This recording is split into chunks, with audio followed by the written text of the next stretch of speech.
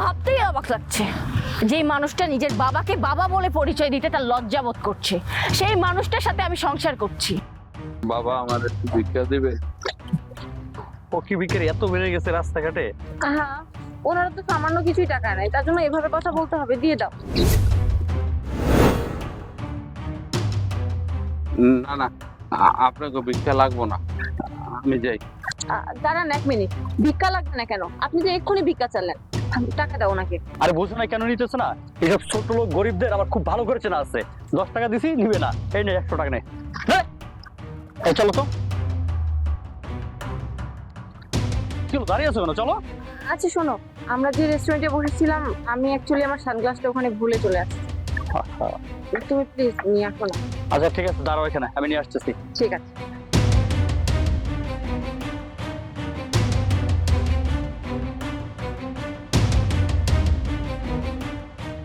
এই যে দাঁড়ান, থামেন।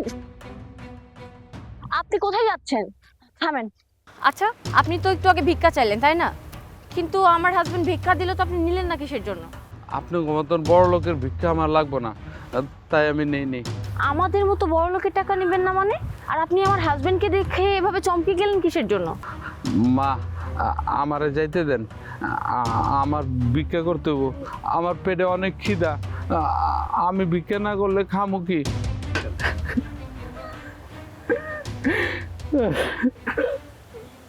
প্লিজ আপনি কান্না করবেন না, আমাকে খুলে বলেন কি হয়েছে। মারে, সত্যি কথা বলতে আপনার স্বামীর মতন আমার একটা ছেলে ছিল। সেই ছেলেটার ছোটবেলা ওর মা মারা যায়, ওর মা অসুস্থ ছিল, ওরে আমি অনেক যত্ন করে মানুষ করছি, ওর মায়ের অভাব বুঝতে দেয়নি, আমি নিজে কষ্ট করছি, ওরে আমি কোনো কষ্ট দেই নেই, কোনো কষ্ট দেই নেই।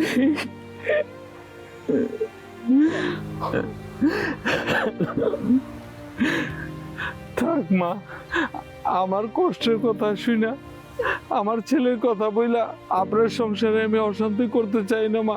আচ্ছা, আপনি তো আপনার ছেলের কথা বলছেন, আপনার ছেলের সাথে আমার সংসারে অশান্তি বাঁধার বিষয়টা আমি বুঝলাম না ঠিক। মা গো, আমার যে ছেলে, আমার ছেলেটা হয়েছে আপনার স্বামী। আপনি কি বলছেন এসব? আপনি আমার হাজবেন্ডের বাবা, আপনি আমার শ্বশুর। মা, আমি সত্যি কথা কইতেছি, আপনার স্বামী আমার ছেলে। ও এত বড় বেঈমান কোনো মানুষের মধ্যেই পড়ে না।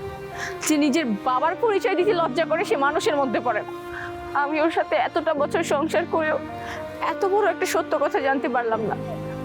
বাবা, ওর হয়ে আমি আপনার কাছে ক্ষমা চাচ্ছি, আপনি আমাকে ক্ষমা করে দেবেন। আমি ওরা অনেক যত্ন করে মানুষ করছি, লেখাপড়া শিখেছি। ও যখন কইলো যে চাকরির জন্য অনেক টাকা লাগবো, আমার যে ভিটা বাটি ছিল সেগুলি বিক্রি করে আমি ওরে টাকা পাঠাইছি। অনেক বড় চাকরিও পাইছে। চাকরি পাওয়ার পরে ও আর আমার কোনো খোঁজ খবর নেয় নাই। আমার যখন চারিদিকে দেনা শোধ করতে না পাইরা আমি গ্রাম ছেড়ে চলে এসেছি, শহরে এসে আমি ভিক্ষা করতেছি, কারণ আমার তো আর কোনো সন্তান নাই।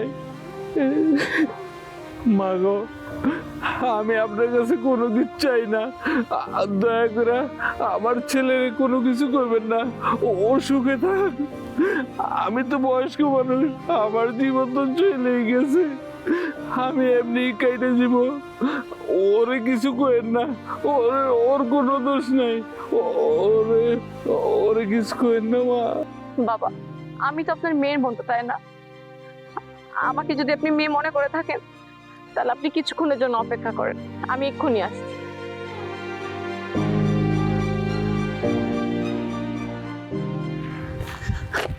মিষ্টি, কি ব্যাপার? তুমি এদিকে কোথায়? আমি তোমাকে ওখানে দাঁড় করে রাখলাম।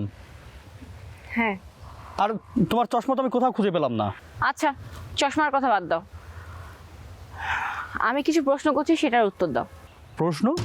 কিসের প্রশ্ন? একটু আগে যে ভিক্ষা চাইতে আসছিল একটা লোক, ওই লোকটাকে কি তুমি চিনো? তুমি কি বলতে চাচ্ছ? ওনাকে আমি চিনতে যাবো কেন? উনি কি আমার আত্মীয় স্বজন লাগে নাকি? তুমি দেখলাই সামান্য একটা ভিক্ষুক রাস্তা দিয়ে ভিক্ষা চেতে যাচ্ছে। বাবা, বাবা এদিকে আসেন।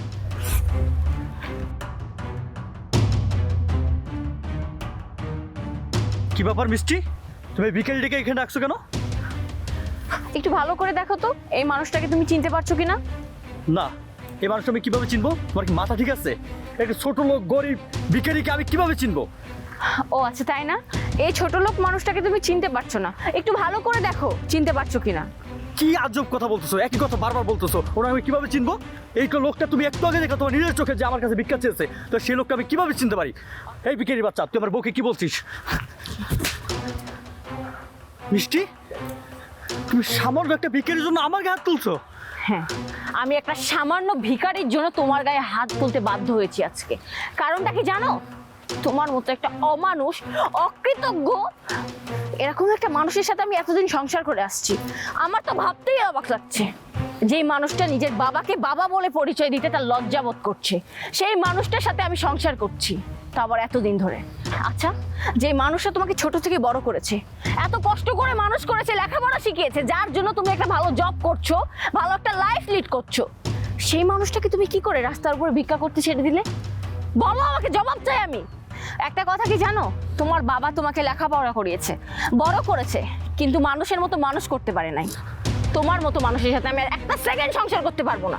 যে নিজের বাবাকে বাবা বলে সম্বোধন করতে পারে না, সেই সম্মানটুকু দিতে পারে না, সেই মানুষটার সাথে আমি সংসার করতে পারবো না। আমি তোমাকে ডিভোর্স দিব। আর তুমি যদি বাবার কথা বলো, বাবা আমার সাথে থাকবে, তিনি আমার বাবা। প্লিজ মিষ্টি, তুমি এই কথা বলো না। আমি আমার বাবার পরিচয় দেইনি শুধুমাত্র তোমাকে হারানোর ভয়ে। আমি ভেবেছিলাম যদি আমি আমার বাবার পরিচয় দেই তাহলে তুমি আমাকে ছেড়ে চলে যাবে। তুমি যদি জানতে পারো আমার বাবা সাধারণ কৃষক, তুমি যদি আমাকে ছেড়ে যাও, সেই বই আমি কখনো পরিচয় দেইনি, আমি বলি না আমার বাবার কথা। কিন্তু আমি জানতাম না আমার বাবা এখন ভিক্ষা করছে, কিন্তু আমি দেখেও পরিচয় দিতে পারিনি শুধুমাত্র তোমাকে হারানোর ভয়ে। প্লিজ মিষ্টি, তোমাকে ছেড়ে যাও না, তুমি এখন ক্ষমা করে দাও। সামান্য তুমি আমাকে বলার ভয়ে তুমি তোমার বাবার পরিচয়টা আমার থেকে লুকিয়েছো? তোমার তো লজ্জা থাকা উচিত নিজের উপর। ছি, আমার তো ভাবতেও ঘৃণা লাগছে, আমি এমন একটা মানুষের সাথে সংসার করি যে নিজের বাবাকে সম্মান দিতে জানে না, বাবা বলে সম্বোধন করতে পারে না। প্লিজ মিষ্টি, তুমি আমাকে ছেড়ে যাও না, আমার অনেক বড় অন্যায় হয়ে গেছে, তুমি আমাকে ক্ষমা করে দাও। তুমি আমার কাছে ক্ষমা চাইছো কেন? তুমি আমাকে কষ্ট দাওনি। তুমি কাকে কষ্ট দিয়েছো জানো? তুমি তোমার বাবাকে কষ্ট দিয়েছো, যে তোমাকে ছোট থেকে মানুষ করেছে, অনেক কষ্ট করে মানুষ করেছে, সেই মানুষটাকে তুমি আজকে কষ্ট দিয়েছো। ক্ষমা চাইলে তার কাছে চাও। বাবা, তুমি মাফ করে দাও বাবা, আমার অনেক বড় অন্যায় হয়ে গেছে, আমার ভুল হয়ে গেছে বাবা, পায়ে ধরে তুমি আমাকে মাফ করে দাও।